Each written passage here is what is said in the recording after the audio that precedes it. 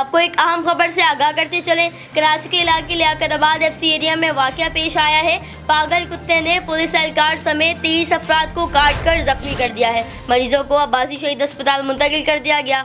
एहलकार मोहम्मद अली शरफाबाद थाने में तैनात था।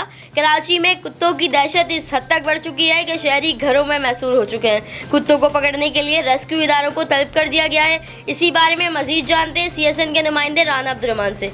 जी राना अब्दुर्रहमान, बताइएगा क्या सूरत हाल है लियाकताबाद की?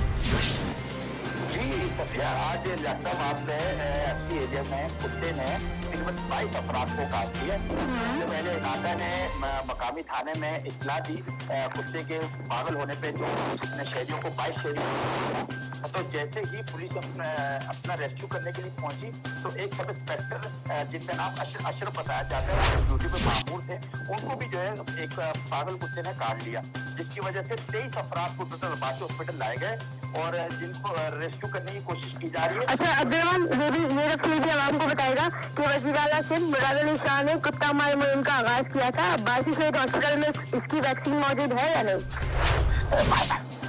ये तो जैसा आपको पता ही है, पूरे कराची क्या बिल्कुल पूरे पाकिस्तान में कुत्ते की जो दवाई इंजेक्शन है वो नायाब हुआ में पूरे कराची क्या पूरे पाकिस्तान में नहीं है मौजूद। अभी जैसे कि कुछ अर्सा पहले सिंध के अंदर अंदरूनी सिंध में भी एक वाक़या पेश आया था कि डिप्टी कमिश्नर के गेट के ऊपर एक बच्चे को वहीं दम तोड़ना पड़ा दवाई ना होने की वजह से। ऐसे तो पूरे सिंध के अंदर कहीं भी जो है कुत्ते की दवाइयात जो है वो नायाब हो चुकी है, पर मगर जो प्राइवेट जैसे मेडिकल स्टोर्स हैं उन्होंने वैसी उस दवाई को इतना महंगा कर दिया है कि गरीब आदमी उसकी पहुंच से वो बहुत ज्यादा दूर है।